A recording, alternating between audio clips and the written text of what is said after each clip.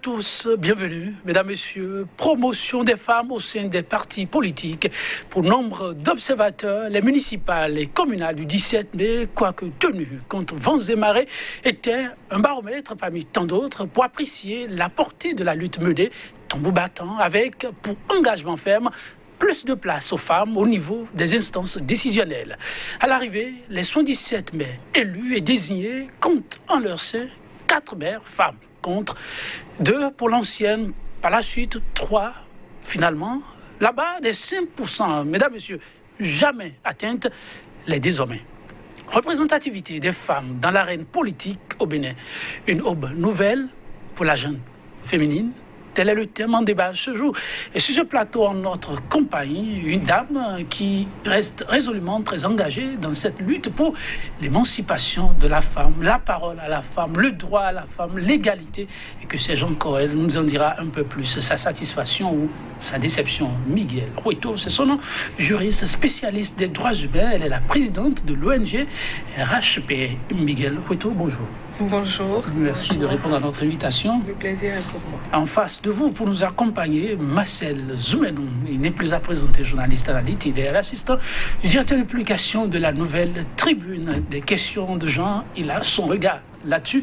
Et ce combat pour l'émancipation de la femme, parité à la femme, la place de la femme, en tout cas, il a mené à sa façon lorsqu'il y avait eu cette levée de bouclier afin que la loi fondamentale soit modifiée pour le bonheur de nos mamans, de nos sœurs.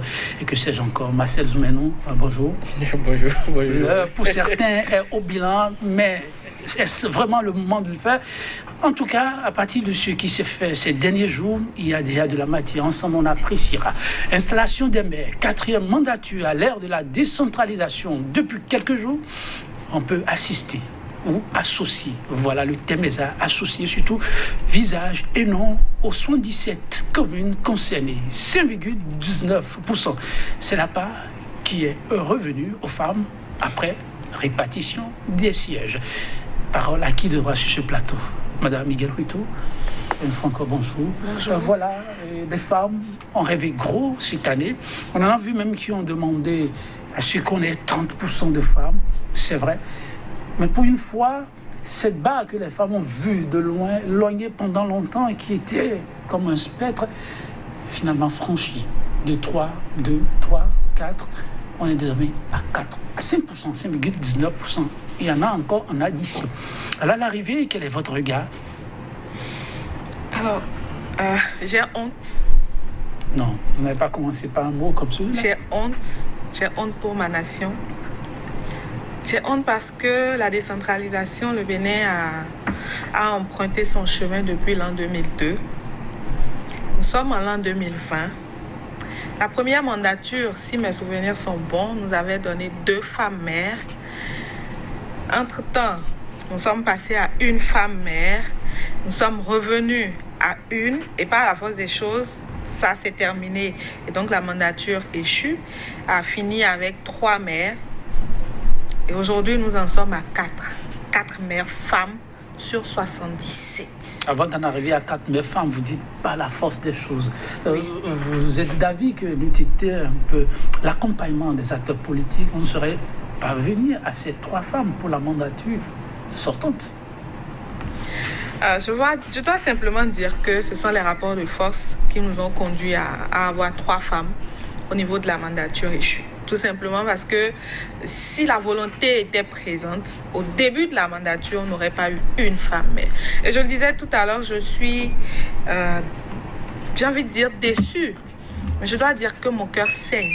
Mon cœur saigne énormément parce qu'en 18 années de décentralisation, nous sommes passés de 3,75% à 5,19%.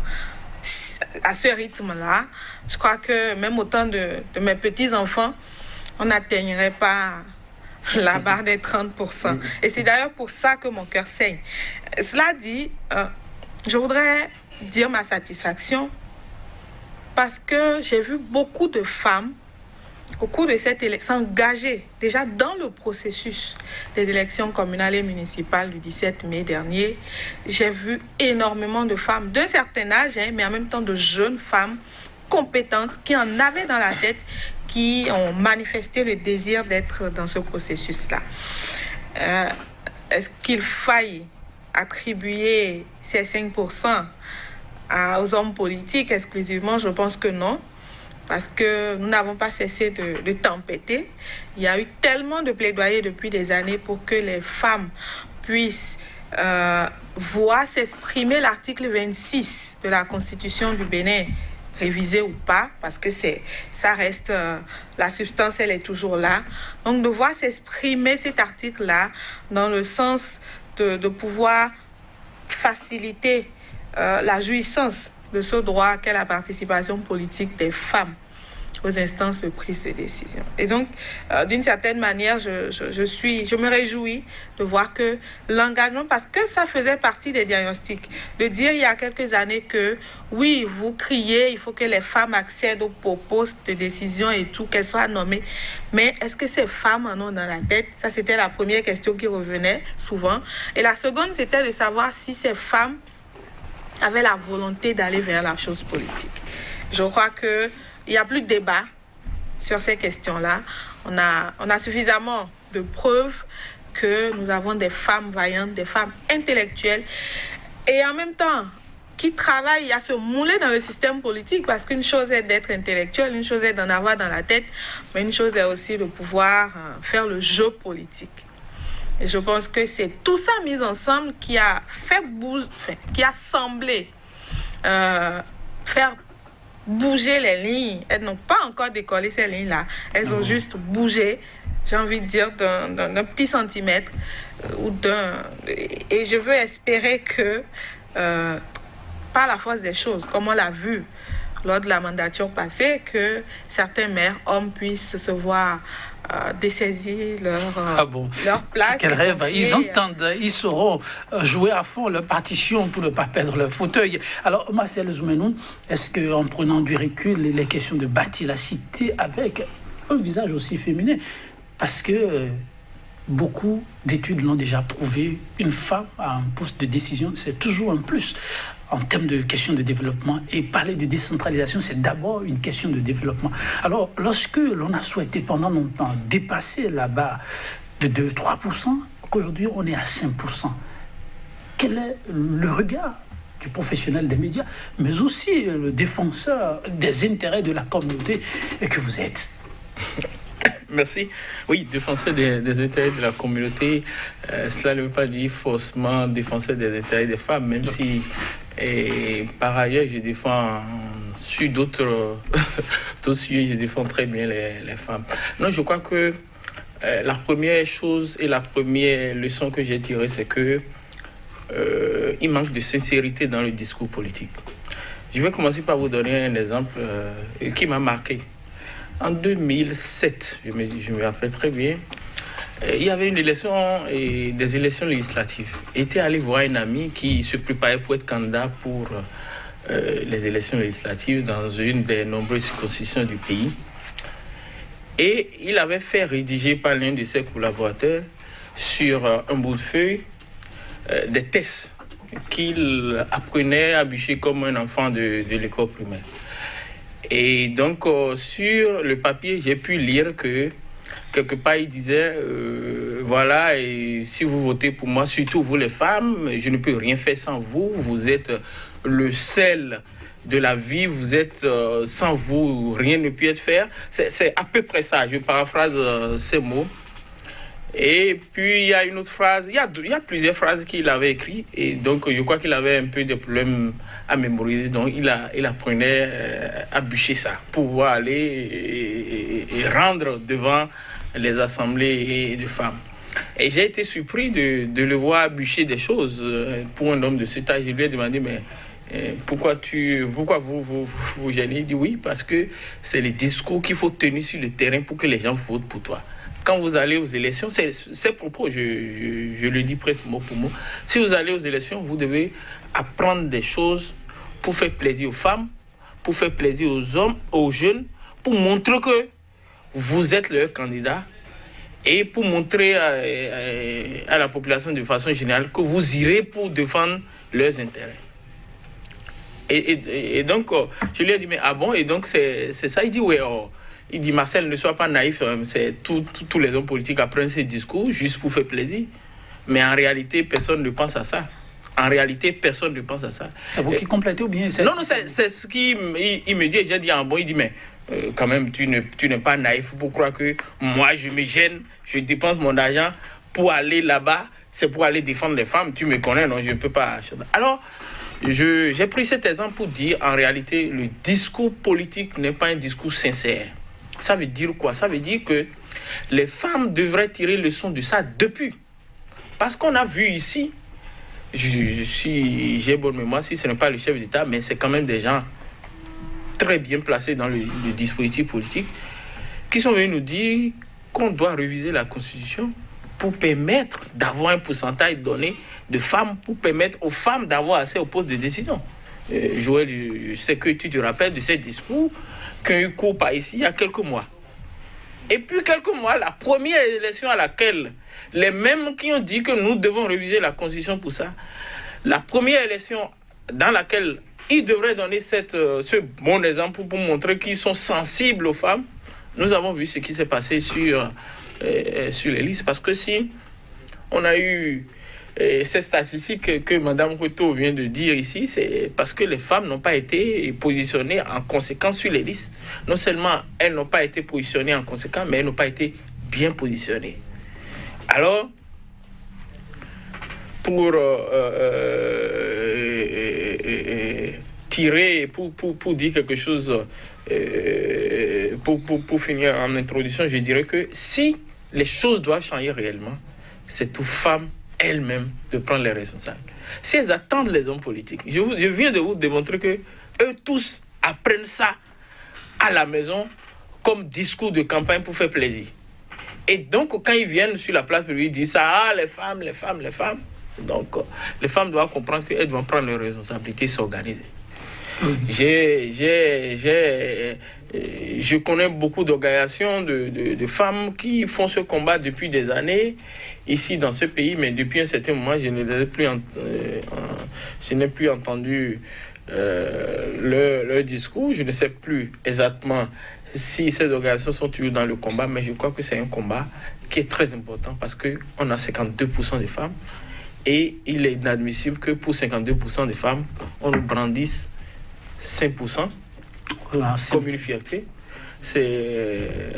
L'écart est très large et ce n'est pas bien pour notre démocratie. 30%, c'est ce que ces femmes ont souhaité. On se rappelle un peu la plaidoirie, entre autres, de Social Watch et bien d'autres organisations, avec beaucoup de séminaires, mais aussi de la mobilisation à l'heure du bilan. Qu'est-ce qui, d'après vous, n'aurait pas marché avec tant de mobilisation? La mobilisation cette année paraissait si exceptionnelle. Vous l'avez même dit en ce qui concerne les femmes elles-mêmes. On les a vues prendre le devant. Je crois que il l'a dit, mon vis-à-vis, c'est tout part déjà de la volonté politique.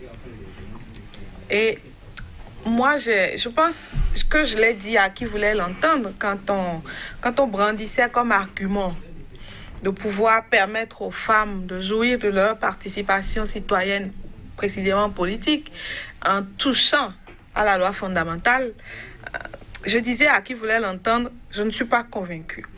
Je n'en suis pas convaincue parce que on n'a pas besoin d'aller même vers un test pour sentir qu'il y a une adhésion à la chose. Ah bon? Qu'ils vous souviennent qu'il y a quelques années au Parlement, il y avait eu l'initiative d'une loi. Il y avait eu une loi qui a atterri là-bas, qu'on a dénommée Zinzin. Oui. Vous avez suivi les débats à la télévision nationale. Nous avons tous suivi les débats. Et nous avons entendu nos pères parler. C'était simplement là, je ne vais pas répéter certains, parce que personnellement, j'ai été choquée à entendre certains parmi eux. Et je me souviens que c'est lors de ces échanges-là que certains ont souhaité même qu'on revoie à la hausse le nombre de députés. Si tant est qu'on veut forcément que les femmes puissent soient mieux représentées au Parlement. Et ils ont eu ce qu'ils voulaient. Pour autant, le nombre de femmes à l'Assemblée n'a pas vraiment évolué. En ce qui concerne les élections qui viennent de se dérouler, encore une fois, il s'agit de la volonté politique. Il disait tout à l'heure que le discours politique n'est pas sincère. Je dirais, moi, que ce discours a toujours été hypocrite. Toujours. Toujours. Ça ne date pas du régime qui est là, bien que par le passé, on a vu quand même beaucoup plus d'efforts dans différents secteurs de la vie de notre pays, que ce soit au niveau des ministères, que ce soit au niveau des directions, et quand on prend toute la charpente. Mais fondamentalement, ce discours, pour moi, il est hypocrite. Et malheureusement, on a entendu et on entend toujours certains qui défendent la chose, qui défendent. On vous dira qu'on a eu 5%, et que c'est une prouesse. On a révisé la Constitution, on a fait ci, on a fait ça. Vous n'êtes pas d'accord que c'était pas gagné d'avance s'il n'y avait pas eu un peu d'accompagnement, d'ouverture de la part des politiques? Vous parlez de quelle ouverture? Encore tourner. Les politiques, vous les avez suivis. Ils ont donné beaucoup d'engagement, ils ont revu les positionnements de femmes. S'il n'y avait pas eu ces ajustements, c'est vrai que toutes les listes ne l'ont pas connu. Si certains ne l'ont pas fait, est-ce qu'on en serait au résultat qu'on a eu aujourd'hui? Vous pensez que, j'ai envie de vous dire que les 4 femmes élues maires, je peux vous rassurer de ce que si ces femmes n'avaient pas de la poigne, si elles n'avaient pas quelque chose de plus, elles n'auraient jamais été positionnées maires. Parce que ce sont des rapports de force. Vous avez vu que même entre eux, hommes, ils ont eu des difficultés à élire les maires. Ce qui a conduit encore à une loi explicative. C'est comme ça qu'on l'a appelée, du code électoral, pour pouvoir débloquer la situation. Ne me dites pas que c'est les femmes qui ont été élues conseillères qui étaient à la base de tout ce tohu-bohu-là. Je ne pense pas. Pour vous dire encore que la gente masculine, j'ai comme l'impression qu'il y a quelque chose de succulent au niveau de nos différents postes à laquelle ils ont goûté une fois, ou des proches à eux ont goûté, et pour rien au monde, ils ne sont prêts à s'en priver. Les femmes, vous avez dit tout à l'heure, il fallait qu'on s'organise. Les femmes n'ont jamais cessé de s'organiser. Mais vous avez beau vous organiser, si dans les partis politiques au sein desquels vous militez, votre voix n'a pas d'écho, regardez la catégorie que constituent les jeunes dans ces différents partis politiques. Ça, c'est un autre débat. Si vous voulez, on pourra le faire après. Ce n'est que j'ai envie de dire, c'est des fleurs, en fait, qu'on jette aux femmes. Et comme la majorité, on a dit plus de 52%. Et on sait que dans ce panier de 52%, il y en a tellement qui sont analphabètes, qui ne comprennent pas grand-chose. Et donc, quand ils vont dans les meetings, on dit oui, vous êtes belle, c'est grâce à vous que nous vivons, c'est vous qui nous avez porté en votre sein. Attendez, qui n'aime pas qu'on lui dise de belles paroles? Et quand elles entendent ça, elles fondent comme du sucre ou du beurre sorti du frigo.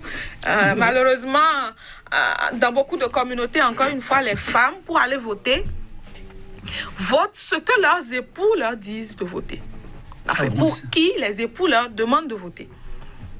Vous voyez, c'est extrêmement grave. C'est-à-dire que même quand elles ont la volonté, ou quand elles voient, elles comprennent l'enjeu et qu'elles ont envie de changer de cap, il y a toujours un homme à côté pour lui dire « Mais l'homme, mais elle vote ou elle ne vote pas. » Elle n'a pas le choix.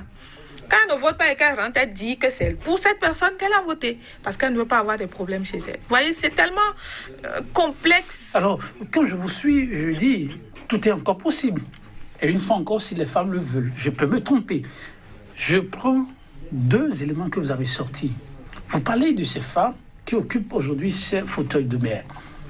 Vous évoquez le rapport de force qui aurait joué en leur faveur. Ensuite, vous complétez et vous évoquez un peu les difficultés qu'on a observées au niveau de certaines mairies et celles qui ont fini par tirer leur épingle du jeu.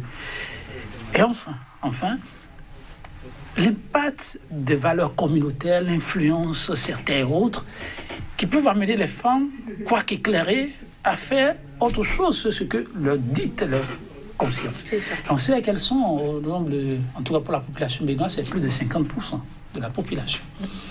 Si elles se mobilisaient, s'organisaient plus, d'abord la question de rapport de force Est-ce qu'on ne peut pas perpétuer cela au niveau des autres communes pour essayer de renverser la vapeur?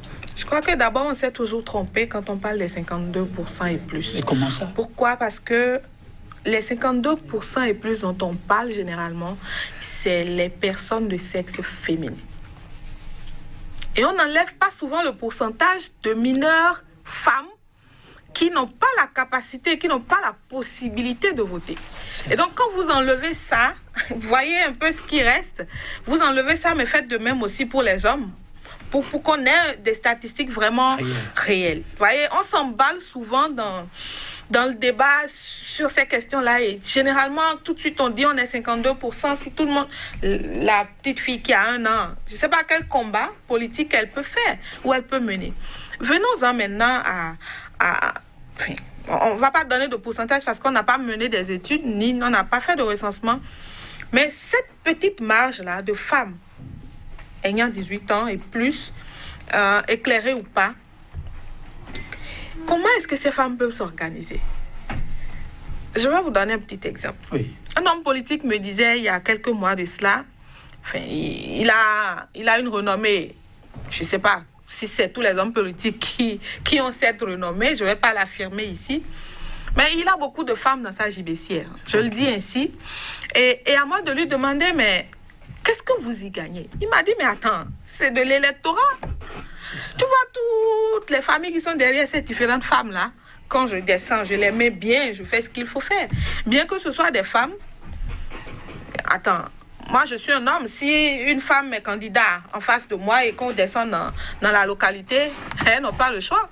Toutes ces familles-là n'ont pas le choix que de voter pour moi. Donc une autre artillerie contre la femme. C'est-à-dire, lui, dans sa démarche, c'est comme un conquérant, mais derrière, il forge son électorat déjà. C'est ça, c'est ça. Marcel Zoumenou, le combat, c'est du lourd, ça. Et il faut entendre les femmes pour pouvoir comprendre ce qui se joue.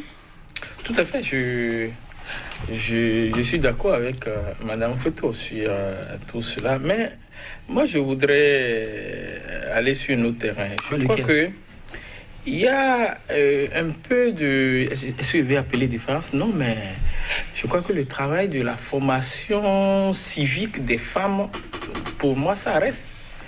Et là, j'interpelle les organisations de femmes parce que depuis un certain moment, elles sont dans ce travail. Mais je crois qu'il faut accentuer le travail. Je donne un exemple. Quand vous allez dans les meetings aujourd'hui, les meetings avec les hommes politiques, la majorité de ceux qui y vont, ce sont les femmes. Parce que la plupart du temps, les hommes, soit ils sont au boulot ou bien ils sont pas chez eux. Et quand vous regardez, les hommes politiques sont beaucoup plus en contact avec les femmes. Mais moi, personnellement, il m'est arrivé de suivre ces meetings, mais je n'ai jamais vu une seule fois une femme lever la main pour demander ou interpeller un homme politique. Vous dites, mais combien de femmes vous avez positionnées sur votre liste? La plupart du temps, elles restent silencieuses. Ou on les voit dire Odé, Aoué, Aton, Ouaba. Et quand elles finissent de dire ça, elles attendent la fin pour qu'on leur donne quelque chose pour rentrer à la maison. Et je crois qu'il y a un travail de formation et c'est les organisations de femmes qui doivent faire le travail. Mais si les hommes politiques savent et de plus en plus sont conscients que quand ils vont devant les femmes les assomment de certaines questions. Combien de femmes vous avez sur vos listes? Et nous voulons savoir les femmes. Si nous ne savons pas les femmes, si nous ne les connaissons pas, nous n'allons pas voter pour. Et ça, c'est un travail des organisations de choses. Deuxième chose, je crois qu'il faut travailler déjà à la base, dans les collèges, dans les universités, pour amener déjà les femmes à prendre goût à la chose politique. Moi, j'ai donné un exemple. Pendant la période où moi j'ai fait l'université, moi j'ai été responsable d'amphi pendant les 3 ans. Et je sais qu'aujourd'hui, parmi ceux de notre génération qui ont eu des postes de responsabilité au niveau des organisations étudiantines, 80% sont dans le personnel politique aujourd'hui. Ça veut dire que... C'est un tremplin. Oui, c'est un vivier qui forme des leaders pour demain. Mais je me rappelais très bien des peines que nous avons quand nous voulons faire, puisque vous savez, dans les amphis, c'est des scrutins de liste, les peines que nous avons pour retrouver 1 ou 2 femmes sur nos listes. Il fallait courir derrière elles, négocier avec elles pour qu'elles acceptent d'être sur la liste. Vous négociez quoi pour avec paraître, non, négocier pour qu'elles soient au moins candidates sur nos listes. Okay. Parce que sans ça, parce que nous avons des amphis qui étaient pléthoriques, avec beaucoup de femmes. Donc il fallait au moins sur 5 candidats, au moins montrer qu'on a au moins 1 ou 2 qui sont des femmes, pour que les femmes qui sont dans l'amphi votent. Mais il fallait négocier avec ces femmes pour qu'elles acceptent d'être sur les listes. Ça veut dire que le goût, l'engagement politique est encore très, très, très faible au niveau des femmes. Et c'est la même chose dans les collèges aujourd'hui. Quand vous prenez les statistiques, combien de filles, combien de collégiennes sont responsables dans les classes? Parce que ça commence par là. Vous regardez les parcours des hommes politiques, regardez, vous allez trouver tout au moins, soit ils ont été responsables au collège ou à l'université. Fouillez dans la majorité des cas. Donc, moi, je crois qu'il y a un travail, et c'est là je trouve que le travail fait par les organisations féminines aujourd'hui, il faut qu'elles puissent continuer ce travail pour que les femmes soient plus agarrées. Parce que si elles ne sont pas agarrées, on va les utiliser comme le bétail. C'est exactement ce qui se passe aujourd'hui. Les hommes savent bien que c'est du bétail. On les utilise. S'il vous plaît, les femmes, pas du bétail. Oui, parce que c'est elles qui ne sont même pas exigeantes. C'est elles qui ne sont même pas exigeantes. Parce qu'il suffit de leur donner 1 000 francs, 2 000 francs. La plupart des hommes sont beaucoup plus à la recherche de sous, beaucoup plus consistants. Les femmes, il suffit de les contacter avec quelques petits billets et puis elles vont voter. Et s'il y avait des statistiques qui montraient combien de femmes votent, je suis sûr qu'on trouverait qu'il y a plus de femmes qui votent que les hommes. Je suis sûr. Moi, les dernières élections, j'ai fait le tour parce que je travaille pour une organisation. J'ai fait un travail pour une organisation dans l'OME. J'ai fait le tour un peu de certains bureaux de vote dans Porto-Novo. J'ai regardé à peu près. Et donc, il y a un travail à faire au niveau des femmes. Les femmes ne peuvent plus rester là à dire on va attendre que notre bonheur vienne des hommes, ou bien faire le plaidoyer vis-à-vis des hommes politiques pour dire il faut mettre. Alors que les hommes politiques ne mettront que les femmes qui ont de l'influence. Et j'insiste sur le mot, les femmes qui ont de l'influence. Un homme politique, s'il met une femme sur sa liste, c'est qu'il est sûr qu'elle fera mieux qu'un homme. Sinon, il préfère mettre un homme. Donc, en tout cas, si moi j'étais un homme politique, je ne serais pas sensible au discours du genre, au discours des femmes, mais je serais sensible à quel genre de femmes je vais mettre sur ma liste, qui peut m'apporter beaucoup plus de voix. Et c'est cela le débat aujourd'hui. Madame Miguel Ruito, alors la route elle est visiblement encore longue. Là, on vient de constater qu'il y a des chantiers visiblement pas encore bien parcourus qui peuvent, une fois bien fouettés, apporter un plus-value à votre combat. Oui, je vais commencer par dire que personnellement, je ne suis pas à 1 000 francs près, ni à 2 000 francs près. Est-ce que vous êtes d'accord que c'est le constat? Je sais, c'est une manière de... Mais cette image-là, comment vous la vivez? Ça fait quand même bien longtemps, hein. On se rappelle que bien avant... tout ce débat où on sent aujourd'hui une certaine ouverture, qu'on le veuille ou non, des politiques à accompagner les femmes. Ce sont eux, les politiques encore, et ça, il faut les remercier. Ils votent parfois des tests qui ne regrettent pas la chute. Vous êtes désolé. On ne va pas les remercier pour ça. On constate, Madame Ruito, que oui, lors des grands rassemblements, si on doit faire un peu le décompte, elles sont majoritaires, ces femmes. Et que c'est vrai que leur voix pourrait compter si elles se montraient plus exigeantes. Pensez-vous que du travail est vraiment fait dans ce sens-là? Alors, comment voulez-vous que des femmes qui ont été élevées dans des familles où quand l'homme parle, on leur exige de baisser la tête ou de baisser le regard, puissent, parce qu'un homme politique est devant elle en train de parler, lever la main et leur poser des questions? Parfois, je sens une contradiction entre ce que nous vivons à travers nos comportements, nos comportements de tous les jours et ce que nous avons envie de voir sur le terrain.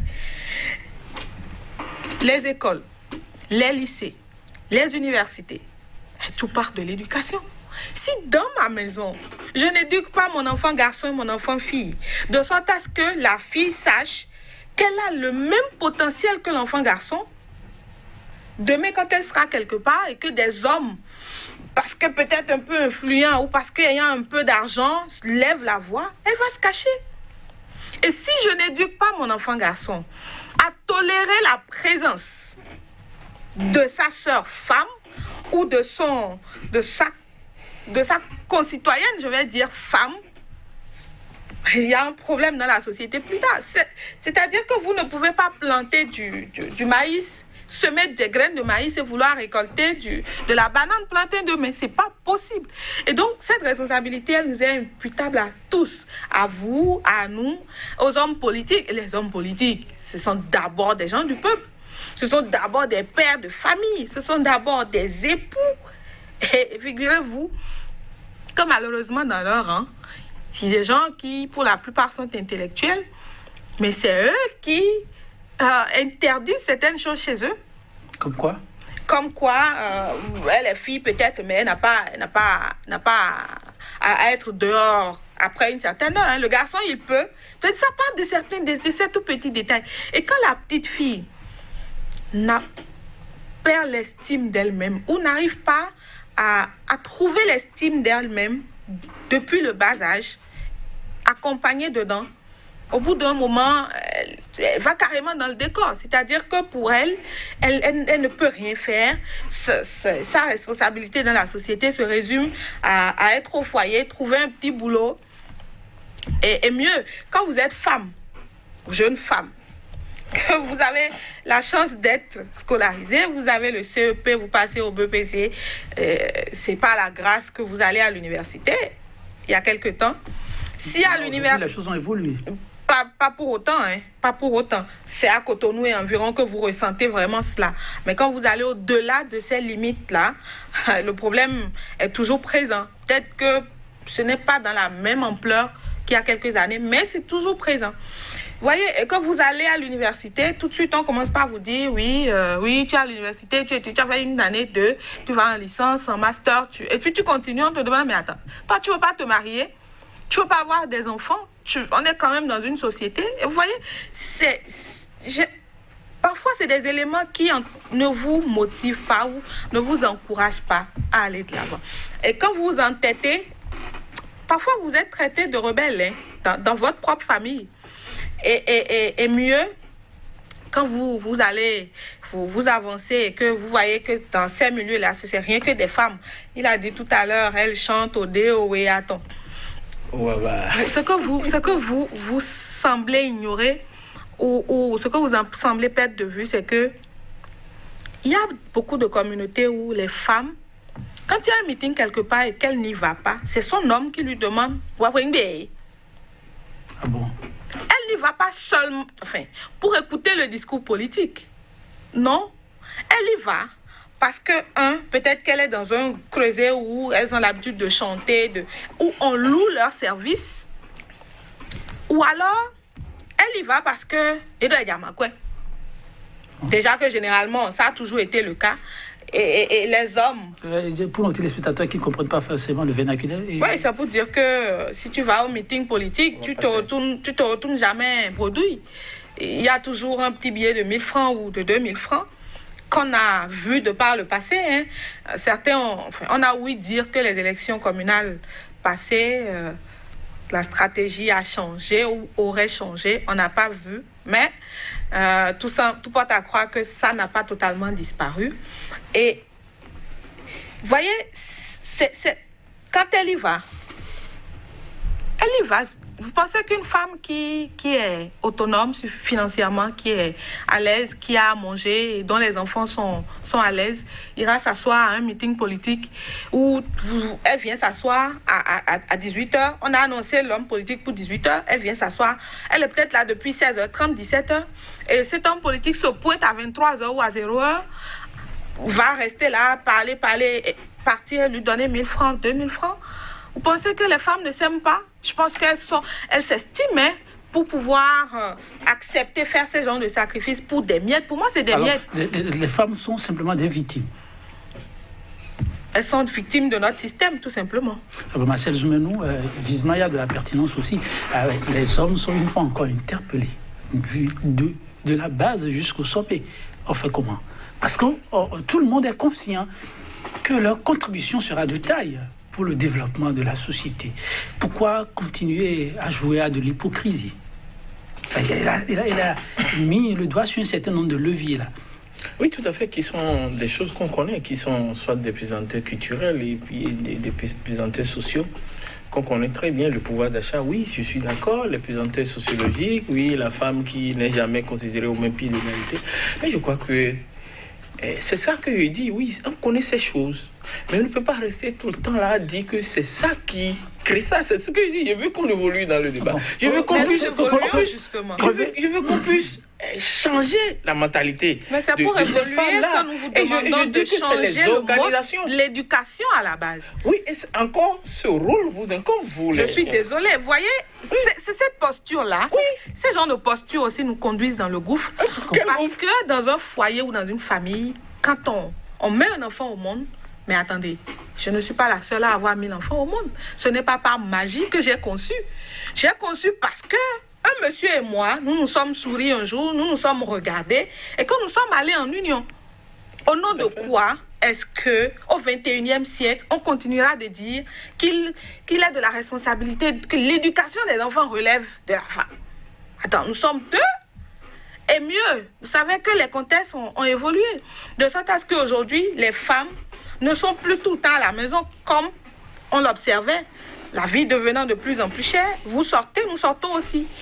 Toujours parce qu'il faut que votre part, plus la nôtre, puisse quand même permettre de subvenir au mieux aux besoins de la famille.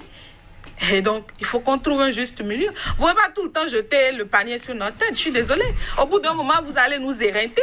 Bon, Marcel Zoumenou, voilà. Non, je la comprends, elle est dans sa peau. Non, là, je ne suis pas... Elle ne veut pas sortir de sa peau de femme. Non, moi, je dis... Je suis dans la peau d'un être humain. Ok, je parle de la formation qu'on peut donner aux femmes que vous récupérez peut-être dans les organisations. Je ne parle pas de la formation au sein des foyers. Mais ça, non, moi, je vous demande... Je dis, au-delà de ce que le papa et la maman peuvent dire à les enfants, les organisations, que ce soit des femmes, que ce soit des jeunes, peuvent aussi contribuer à la formation civique et citoyenne, surtout des femmes.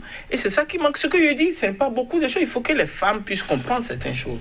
Il faut que les femmes puissent comprendre que là où les hommes mettent pied, nous-mêmes, nous pouvons mettre pied. Moi, je donne un exemple, c'est peut-être pas un exemple qui est fréquent, c'est chez moi, où j'ai une fille qui a été toujours responsable de choses. D'abord, quand elle a commencé, la première année, elle a été responsable. C'est sa maman qui est allée dans l'école pour dire non, je ne veux pas que ma fille soit responsable. C'est des choses comme ça. Donc, et c'est moi qui suis allé dire non, il faut la laisser. Peut-être ça va la guérir. Tout ça. Elle a été responsable tout le temps. Et cette année, c'est parce qu'elle est dans une classe d'examen que moi-même j'ai dit donnez-lui du repos. Donc, tout dépend effectivement, comme l'a dit, du discours que les parents tiennent à côté des enfants. Parce que je suis sûr que mon discours, moi, a forcément eu d'impact sur cette fille. Et je crois que dans les foyers intellectuels, je crois qu'il y a beaucoup de gens qui ont déjà évolué. Et il y a ce débat aujourd'hui, je crois que c'est beaucoup plus dans les foyers ruraux ou bien dans les zones reculées. Et puis ces foyers sont majoritaires. On fait comment alors pour renverser la vapeur? Je crois qu'il faut sensibiliser, il faut former. Il n'y a pas une autre solution. Il faut former les femmes, il faut leur expliquer ça. Il faut leur expliquer que désormais, vous ne pouvez plus continuer à aller au meeting, à vous asseoir et applaudir. Il faut que vous puissiez dire, parmi les chefs que vous voulez désigner là, combien vous avez désigné parmi nous? Nous-mêmes, nous avons des gens qui peuvent faire choses. Mais pour raisonner comme ça, il faut arriver à une certaine maturité. Oui, je crois qu'il faut commencer d'abord. C'est ça. Il faut je remercie un parti, malheureusement, qui a été exclu par les 10%, l'UDBN, qui a respecté, qui a positionné 50% de femmes, pour ce que j'ai appris, mais malheureusement a été exclu par les 10%. Et je crois qu'il faut que les autres partis puissent aussi tirer le son de ça et qu'on puisse voir beaucoup plus de femmes au poste de responsabilité. Parce que si elles ne sont pas là où les décisions sont prises, je ne suis pas sûr que les hommes vont penser. C'est le lieu de rappeler un pas qui a été fait, à chacun d'apprécier comment c'est. Au niveau de l'Assemblée, désormais, il est question de quota d'un siège réservé aux femmes par circonscription électorale pour le compte des législatives. C'est désormais un acquis. Je veux d'abord poser la question à Marcel. Est-ce qu'il faut, par rapport aux défis qui sont là, essayer de l'étendre vers les communales à l'avenir? Demander aux députés, et ça peut arriver très rapidement, d'aller vers un test du genre pour les communales. Bon, moi, j'avais eu ma position sur ce texte. Je ne trouvais pas cela opportun. Vous l'avez toujours? Oui, je l'ai étudié. Je ne trouvais pas ça opportun dans la mesure où il y a un article de la Constitution qui parlait déjà de l'égalité. On n'avait pas besoin de dispositions légales particulières autre que la bonne volonté des acteurs politiques. Est-ce qu'un homme politique au Bénin a positionné une fois et dans une circonscription donnée premier titulaire sur la liste, une femme deuxième titulaire sur la liste, une femme troisième titulaire sur la une femme, et les gens ont refusé de voter une fois. Donc il faut que... Et pour que les hommes politiques puissent arriver là, il faut une pression. Et cette pression, c'est ce que je dis, doit venir de quelque part. Pas des hommes. Il faut que ça vienne de quelque part. C'est pourquoi je continue de lancer la balle dans le cadre des organisations féminines. C'est ça. Et je ne retrouve plus Rifonga, je ne retrouve plus Wildaf, Dignité féminine, et puis beaucoup d'autres qui faisaient un peu de l'agitation dans l'État. Je ne les retrouve plus. Peut-être qu'elles sont devenues quoi? Elles sont rassurées que le combat a commencé par porter ses fruits. Peut-être. Alors, oui, Madame Ruito, là, j'ai évoqué la question, je vous la repose. Est-ce qu'il faille penser, voir du côté encore du législateur, un quota pour les femmes, pour les communes à l'avenir? Il faut attendre 6 ans, mais bon, mieux vaut tard que jamais. Il faut penser à ça. Si j'avais la possibilité, moi, de fendre leur cervelle à chacun... À qui ça? Aux élus du Je le ferais pour pouvoir inculquer à jamais là-dedans le réflexe. Parce que c'est de ça qu'il s'agit. Il faut la volonté. La Constitution est là, on la bafoue. C'est-à-dire que si on ne la bafouait pas, pourquoi est-ce qu'on n'accède pas à ce plaidoyer-là, à ce que nous demandons tout simplement? Mieux, ils ont encore voté.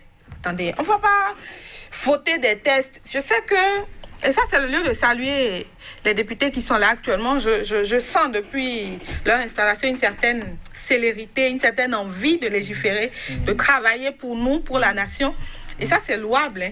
Mais je pense que sur le sujet, on n'a plus besoin de ça. Il faut que chacun puisse se demander si un jour, ils font des enfants et qu'il n'y a pas de garçons dedans. Il ne faut pas qu'on agisse seulement... Je vais demander ça parce que ça ne me viendra pas. Il ne faut pas qu'on agisse simplement parce qu'un jour, on se sent concerné par la chose. Vous voyez, c'est un combat national, c'est un combat qui nous touche tous. Et c'est là où la balle qui m'a été lancée tout à l'heure, je la relance à qui me l'a lancée. Pourquoi? Parce que nous sommes en train de parler d'une catégorie de citoyens béninois. Nous ne sommes pas en train de parler des intérêts de quelqu'un. C'est un droit constitutionnel, un droit acquis. Et je ne comprends pas pourquoi on doit être... C'est-à-dire que la bataille doit revenir aux femmes exclusivement. On dit qui doit tempêter, qui doit faire du bruit, c'est les femmes. Attends, le faire, c'est comme si on réclame quelque chose de particulier, ce qui n'est pas le cas. En 15 secondes, en disant? Alors, je conclurai en disant encore une fois que j'ai le cœur meurtri, je suis déçue, je suis choquée, parce que de 2002, où nous avons amorcé la décentralisation, à aujourd'hui, 2020, nous n'avons eu une avancée que de 5%. Messieurs, vous n'avez pas fait le job. Merci beaucoup. Oui, le temps est parti. Non, je voudrais dire 2 choses. La première, c'est qu'il faut beaucoup plus de volonté politique. Deuxième chose, il faut que les organisations féminines soient mieux organisées. Merci, Et merci. Enfin, pour finir, je voudrais quand même saluer la commune de Tofo, qui, pour moi, a été exceptionnel. On reviendra là-dessus. Marcel Zoumenou, merci. Merci également à vous, Madame Miguel Ruito. Chers téléspectateurs, merci d'avoir été des nôtres. Je vous accompagne sur ces citations aussi à controverse, autant que le sujet que nous avons abordé aujourd'hui est signé Friedrich Nietzsche. L'homme, dit-il, a besoin de ce qu'il y a de pire en lui s'il veut parvenir à ce qu'il y a de meilleur. Prenez soin de vous et à très bientôt.